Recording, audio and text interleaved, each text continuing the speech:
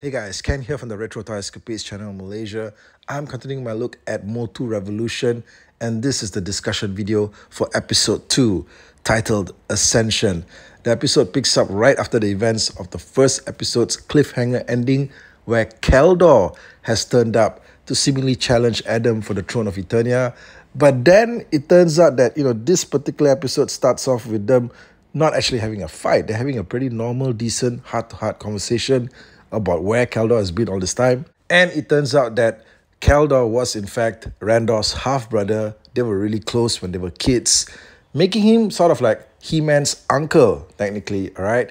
And, he got sent away when he was really small because, he didn't have a chance to rise up in Eternia. He was never a rightful heir until the laws were changed, all right? So the laws now allow him a chance to actually take the throne for himself, and they have a heart-to-heart conversation. Kaldor tells Adam that he has no real desire for the throne. However, Eternia does still need a king. At the same time, he knows that Adam, a huge part of him, does not want to be king because, he just wants to be pulled away into that life of adventure as a swashbuckling barbarian, as He-Man, champion of the people, but he can't be both things. Okay, so Kaldor is presented as a really benevolent, wise, good guy. Okay, he's not anything like the evil version that we know of him, basically from his origin stories in MOTU 2002. We know that Kaldor is, in fact, supposed to be Skeletor. But what's the deal here? There's already a Skeletor running around in this continuity. So where did this Kaldor come from? Okay, so that part's not really that clear just yet. Okay, but he seems to be a good guy. As they're talking, suddenly the whole kingdom comes under attack, all right?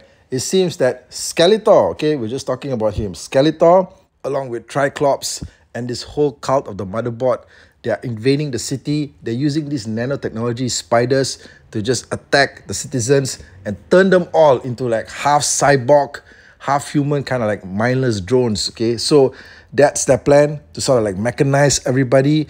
Adam transforms into He-Man to battle the invaders. This already is a step up from the Revelation series because now we have 2 episodes back to back where we actually see Adam transforming into He-Man. Okay, so there's definitely already more He-Man within these 2 first episodes than there was in any of the previous seasons.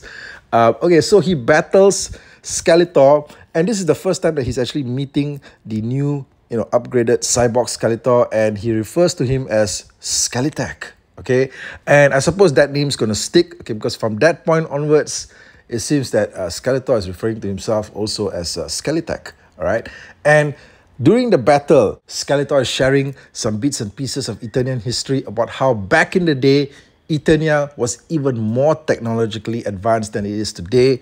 It created all these, monstrous sort of like technological warriors and stuff like that. And one of them is a Titan that's apparently just buried underneath the ground, just where they are currently just standing. And he rises it up, okay? He gives it life again. This massive behemoth just comes out of the ground. And this thing, honestly, I looked at it and I just wish that it just could have looked a lot more exciting. You guys watched the episode, you know what I'm talking about. It was like this thing that was just, it was all like robotic, but it had stuff on it that looked like, just a spread of eyeballs, or were those ball joints, I'm not really sure.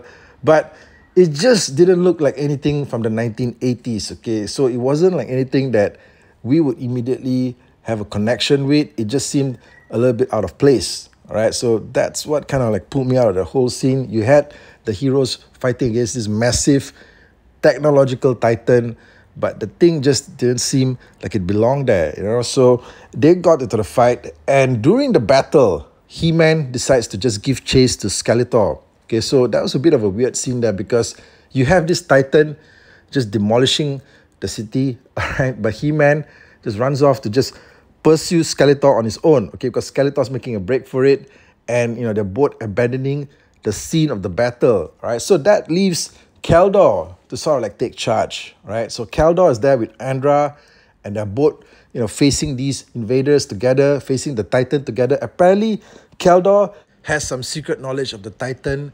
His people were originally responsible for the technology that created these Techno-Titan monsters. And at which point you start to wonder, how much does this guy actually know? Okay, and he gives Andra a way to actually download the self-destruct schematics for the monster so that she can just fire a blast from her wristband and just take down this whole thing. And she's not sure whether she can do it. Okay, there's a moment there of self-doubt from Andra. And Keldor is just heaping praise on her. Okay, telling her stuff like, you are the man at arms of Eternia. You can do this. All right, I've seen you in action. And he says that line, okay, and you start to wonder, hey, look, when did this guy ever see Andra in actual action? He just turned up literally at, Randor's funeral. So, at that point, you start to wonder if there's something more going on here that we don't know about. Anyway, while all this is happening, like I said, He-Man's running off on his personal side quest to take down Skeletor because damn the city. Okay, I still can't get over that part. Okay, the part that he just abandons the entire battle in the city to just go after Skeletor. This is like one of those situations, where you obviously see the bad guys kind of like aiming a blast at a building and telling the good guys, it's either you save the building or you come after me. Okay, and they always end up saving the building because there's innocent people at stake. But, this is a situation where He-Man chooses to just, screw the building, screw the people, let's just get the bad guy. Anyway, he confronts Skeletor in an alley of sorts, okay? And Skeletor's got this small black child, all right, hostage. And he infects the child with this, evil nanotechnology that is turning him into like half circuitry, okay, half mechanized. And then Skeletor disappears in a cloud of nanotechnology mist, okay, leaving He-Man with the child. As He-Man embraces the kid, the sword actually touches the child. And when that happens, it seems like the nanotechnology virus seems to just dissipate, okay, just completely just disappears. The child is safe. He-Man realizes that the power sword is able to combat this virus. So He-Man has saved this child. He has not saved the day though. Okay, the day is left to be saved by Keldor, Andra, whoever else is left back there still alive. Okay, he's just there to save this one child. And there's a scene where he hugs the kid, and I just felt that this is probably like the first time ever we've seen like maybe a still or visual of He-Man hugging a black child. Right, that's the thing that was the image that was on screen, and it's just something that seems like very modern day. Okay, because back in the 80s, I can tell you that. Okay, the whole cartoon, I don't think you ever see a scene of He-Man hugging a black kid. All right, so that seems like something very modern day. Back at the city, Keldor and Andra have saved the day. Keldor is a hero to the people. Okay, the Techno Titan has been destroyed. That whole action scene, though, I have to say, it just didn't feel exciting or involving enough, because I think a big part of the reason was that none of what was happening there on screen that involved characters that we were used to from the classic series. Okay, there were no classic iconic characters there, right? This is new characters in the entire battle scene, other than the fact that, yeah, you had Orko and Battle Cat, but where were the rest of the masters? Okay, where were the guys that were in the first episode? Okay, like Real Blast, Snout, Buzz Off, where were they? This is literally a full-scale invasion of the city. What other scenario would require the Masters to be present for? Okay, apparently it was their day off. This is like one of those things where, there's a hostage situation and SWAT is nowhere to be seen. Okay, you got like a B team of normal civilians, maybe trying to save the day, something like that. Okay, so that whole bit, the whole bit with He-Man running off, and the part that, doesn't have any of the Masters Universe defending the city, just got me wondering, okay, like why was it actually written that way? And then we also have the continuation of Tila's sub-quest to rebuild Britannia.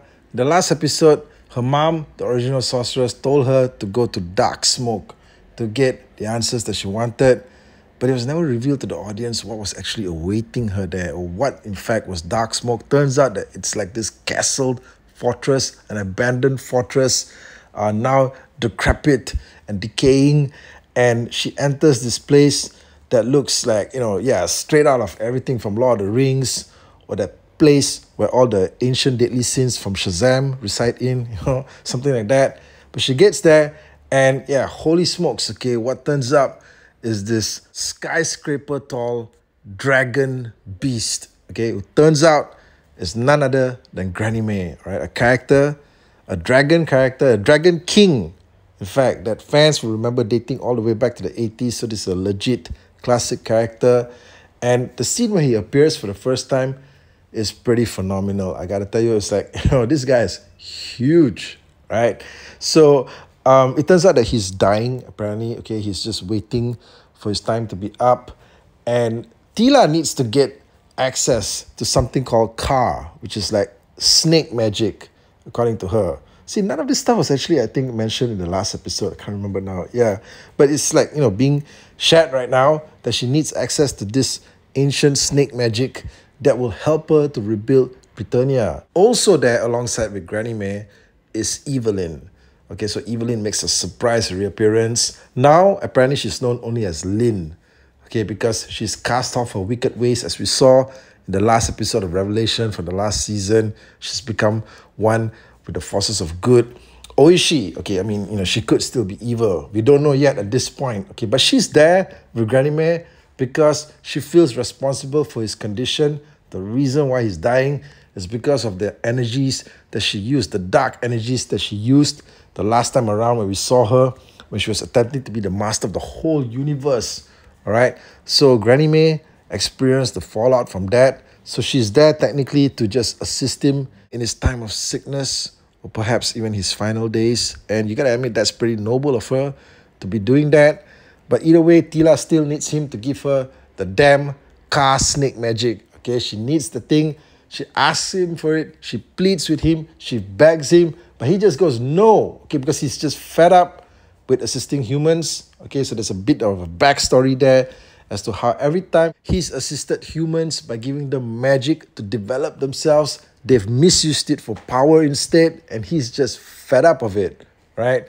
But then, Tila can't give up either. Okay, she needs to rebuild this, heaven in the sky. Okay, she needs to rebuild Britannia, and she gets Evelyn to back her up, okay, to also assist her in coaxing Granny May to help. And the two of them just come at him. Maybe he just gets fed up with all the begging and pleading and whining and the toing and froing, the huffing and puffing. Finally, he just gives in, okay. He just decides that, look, okay, you want the damn snake magic?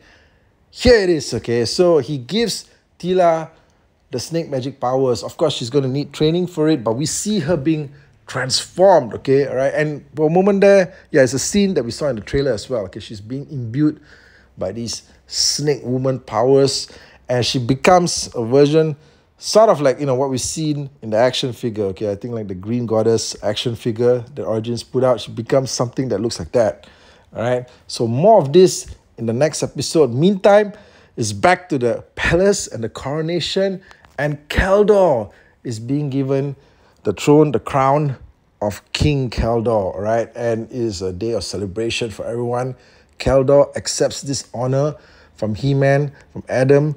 He accepts it, okay, with humbleness. But you just wonder, okay, is there going to be a moment here where we see that not all is what it seems to be, okay? And then in the midst of celebration, suddenly the camera just sort of like zooms in on Keldor's face, his jawline, and we see that he turns into a smile, okay? And it's a wicked smile, all right? That's the moment that you've been waiting for, okay? That you realize that, yes, this is an evil Keldor, okay? As he's supposed to be.